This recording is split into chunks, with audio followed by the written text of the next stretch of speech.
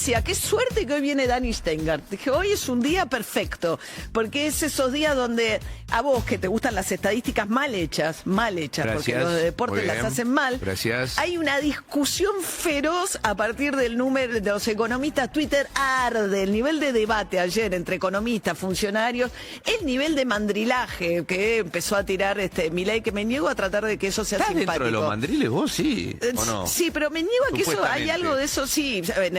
Supuestamente, digo. En el listado que hace Alejandro Borenstein. Bueno, cuestión que, nada, no importa, pero aparecieron unos números del INDEC con los cuales Milei dice, se reafirma que todo lo que venimos diciendo nosotros es cierto y que todo lo que vienen diciendo los econochantas, los periodistas sobrados, es mentira. La economía crece y el consumo vuela.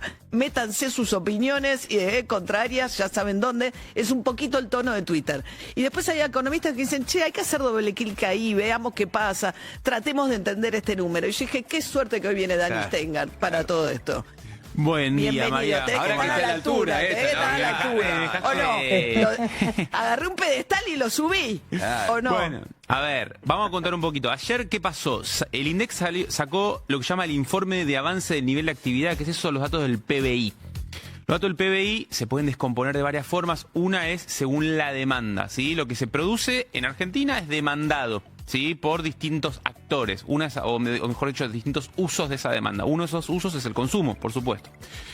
¿Qué ocurrió? Bueno, el PBI creció, vos lo contaste hace un rato en los audios de las 7. ¿sí? Primer trimestre de este año contra primer trimestre del año pasado, que es una base de comparación tristonga. Pero el PBI de todos modos ya está 3 y pico % arriba de fines del 23. O sea que está el PBI, la economía crece. La economía crece, ¿sí? Primer trimestre y también creció contra el cuarto. Y 13 fuerte. 3 es un crecimiento considerable frente a lo que es 2023. Ahora, había algo que se venía discutiendo mucho, que es el tema del consumo.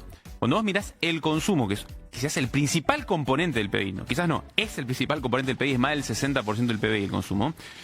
El consumo también creció en el primer trimestre del 2025, no solo eso, sino que en términos absolutos es el pico histórico de la serie. Y ahí se agarró el gobierno para decir, vieron todo eso lo que acaba de decir. Claro, porque nosotros veníamos, o sea, todas las medidoras habituales de consumo que van a los supermercados y a los cosas de cercanía venían diciendo, che, el consumo está planchado, salvo sectores o ciertos bienes de más alto de consumo para sectores más alto poder adquisitivo, lo que son los consumos más populares, medidos como se miden, venían planchadísimos. Ahora voy a eso. Déjame hacer una aclaración primero.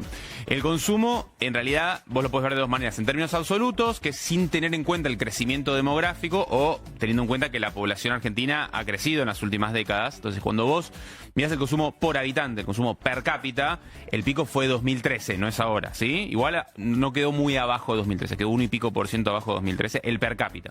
Dicha esta aclaración, vamos a tratar de entender el porqué de esta aparente... El INDEC dice que crece el consumo el primer trimestre. Sí. ¿Cuánto? Está 5% arriba del 2023.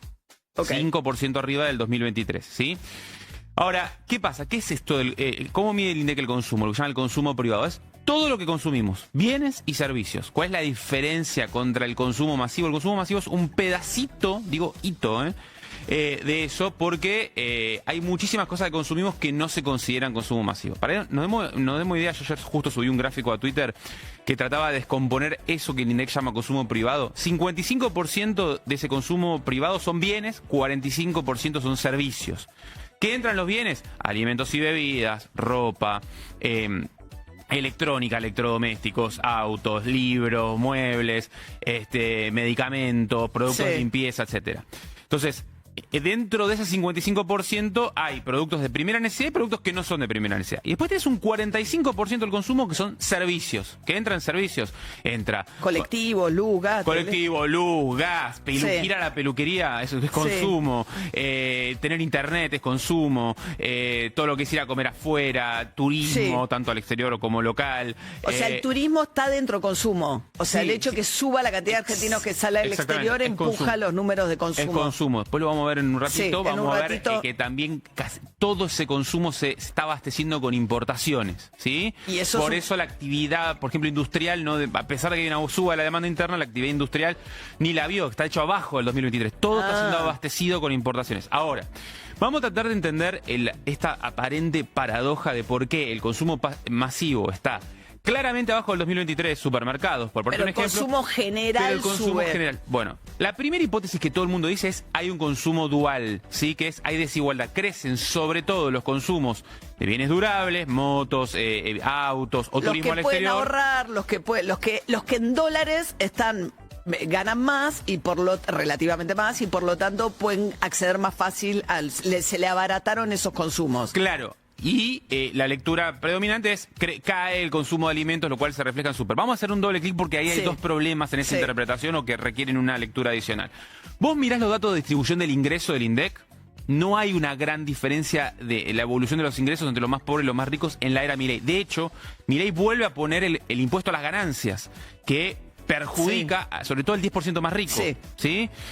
Y vos, la otra cosa que también mire es, o que también se puede mirar, es si la inflación de los más pobres fue más alta que la inflación de los más ricos. No ocurre eso. La canasta básica que mide el INDEC subió menos que la inflación general.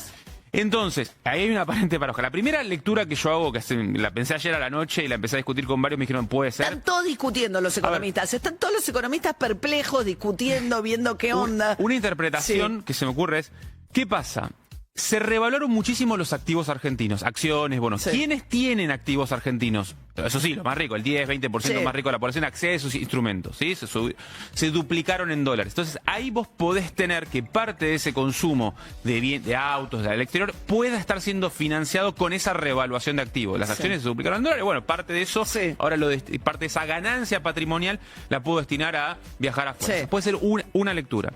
Y la segunda cuestión, que esto sí es más controversial, mi lectura es, el consumo en supermercados es cada vez menos representativo del consumo de alimentos. Eso es lo que dice Milei, hay que mirar Mercado Libre.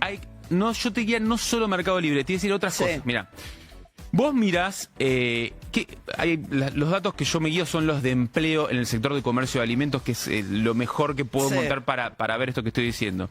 El empleo en el sector comercio de alimentos actualmente está cerca de un pico histórico. 2024, principios de 2024 fue pico histórico, cayó un poquito con la recesión. Vos tenés la teoría de las dietéticas. Vos decís que están subestimadas en el consumo y que la gente ahora, que no se llaman dietéticas, antiguamente. No, es dietéticas, carnicerías, verdulerías. Todo lo que son comercios especializados viene ganando peso en el consumo. Porque la gente empieza a comprar la carne en la carnicería. Hay que indagarlo más, pero hay evidencia de eso. Entonces el consumo en supermercados... No te dice... El consumo en supermercados está 20% abajo de 2017 y el consumo de carnes, que se calcula de otra manera, está similar a 2017. ¿Cómo puede ser? Es una tendencia que viene de más atrás de Milei. Vos decís, la gente está comprando distinto, no solamente online, como dice Milei, sino en los comercios de especialidad, y eso no lo está viendo el INDEC. Alimentos preparados, con mucho menos la milanesa para cocinar y consumás mucho más la milanesa ya preparada. Hay evidencia de ese tipo de cuestiones. Se están quemando las pestañas, los economistas están discutiendo intensamente, sobre todo si esto es sostenible en el tiempo, además. Y a eso lo vamos a charlar. Ahora lo vamos a charlar a las 8. A las 8 y pico vamos a charlar. En la próxima columna de Dani Stenger seguimos haciendo doble clic en los números del INDEC de ayer, que están generando una enorme discusión entre economistas y el gobierno en Twitter. 7:49 de la mañana. Nos ves. Nos escuchás.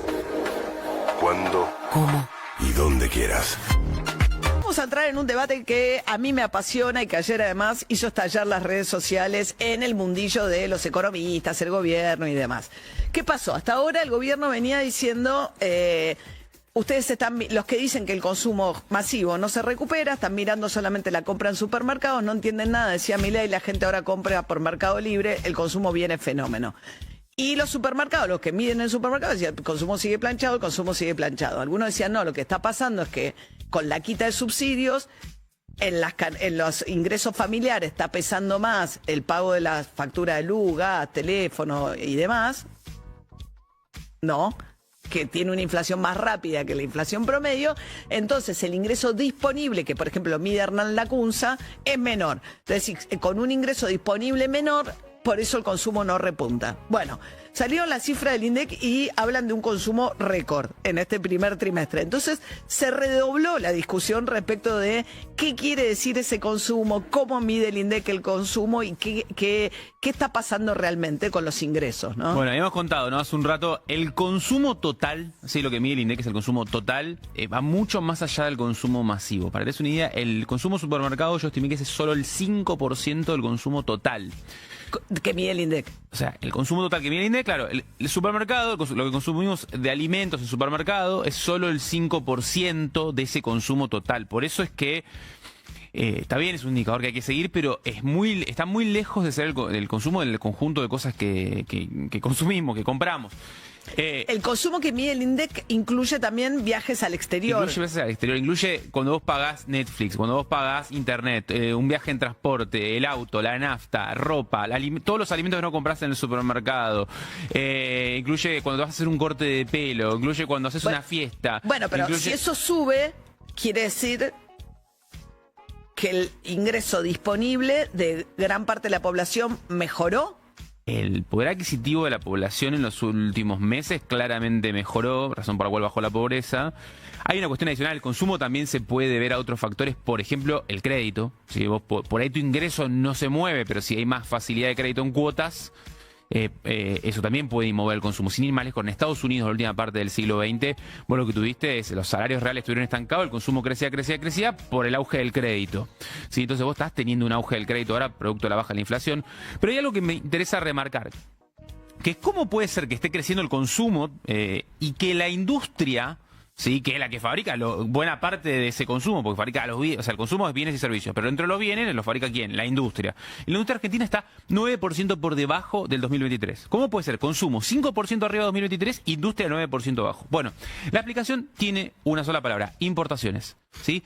Todo ese aumento de la demanda lo está abasteciendo las importaciones. ¿Sí? El primer trimestre de este año... ¿Pasó algo parecido con Menem? No sé. Con Menem tuviste algo parecido, sí, tuviste algo de ese estilo, 2017 con Macri algo similar. Y entonces lo que vos estás teniendo es básicamente, digamos, la población cuando quiere consumir un auto, antes en 2023, el grueso de los autos que se consumían en el mercado nacional eran de patentamiento nacional, ahora son grueso de patentamiento importado.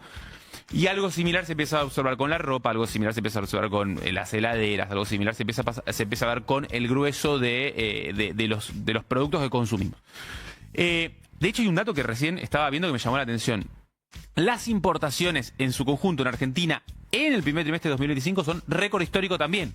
Cosa que Caputo ignora totalmente. Le hacen un tuit, un desglosado de los números del INDEC y los pondera. Dice récord de exportaciones, récord de consumo, un crecimiento que vuela y no dice nada. Y récord de importaciones. De hecho, no lo dice. Récord de importaciones en términos absolutos y si querés, mirado como porcentaje de la economía, que es una forma quizás más realista para ver relativo al tu tamaño de la economía o más certera, es la cifra más alta desde 1890. O sea, 32% del PBI hoy se destina a importaciones, digámosle así, es la cifra más alta desde 1890. Y eso a mí me arroja una luz de preocupación por la sostenibilidad de eso. O sea, si tu consumo está basado fundamentalmente en importaciones porque se abaratan, que le bajas aranceles, además... Exacto. Es récord las importaciones, básicamente. Las dos explicaciones principales es que favoreciste la apertura comercial como mecanismo para disciplinar precios. Es parte de la estrategia antiinflacionaria del gobierno. Y la segunda razón es que tenés un dólar barato también para disciplinar precios, que es la principal caballito de batalla del gobierno. Entonces, las importaciones están volando, ¿sí? El tema es si vos tenés los dólares para financiar eso, ¿sí? Ahí viene un poco lo que decía David anteriormente de, bueno, la intervención en dólares futuros, etcétera. Vos vas mirando la balanza comercial del gobierno y la balanza comercial viene deteriorándose. Y aún así, lo que a mí me llama la atención... O sea, la diferencia entre lo que exportás y lo que importás de donde vos sacas tus dólares genuinos. Exacto. Eso, había un superávit importante y se va achicando a la medida que crecen cada vez más las importaciones. Claro. El año pasado tuviste un superávit importante porque la recesión te hizo desplomar el consumo y por lo tanto las importaciones. Este año tenés reactivación y las dos cosas que decía anteriormente, ¿no? Dólar barato y apertura de importaciones. Entonces las importaciones están volando. Y a mí lo que me preocupa es que los sectores estrella de la economía, que se supone que te van a dar los dólares, que son vaca muerta y la minería, no te están compensando por ahora eso. O sea, leía también una cosa interesante. Decís, las importaciones subieron muchísimo en un contexto en el cual uno de los componentes que tenían las importaciones el año pasado no lo tenés más, que es energía. Vos ya no necesitas importar energía. Y aún sin esa necesidad, las importaciones suben. Exactamente. Eso quiere decir que todo lo demás rubro de importación suben tantísimo más. Las importaciones de lo que se llama bienes de consumo son récord histórico. Claro. Y también... la otra cara de la moneda, que si querés esto es una noticia que me parece más positiva que la de los bienes de consumo, es que las importaciones de bienes de capital eso destaca Caputo. También son récord histórico. El bien de capital es para... O sea, son máquinas, digamos, son empresas que están modernizándose. Sí, eso, que además te conviene el dólar barato, o sea, si tenés un resto te conviene reequiparte ahora porque te resulta más accesible. Exacto. Ahora, digámosle así, eso sí supone que las empresas mejoran la productividad, que se vuelven más competitivas. Ese costado tiende a ser una buena noticia. En las importaciones de bienes de consumo yo te lo miro con más luces de alerta porque mientras tanto, digo, la producción industrial está 9% abajo. La industria argentina sigue expulsando empleo.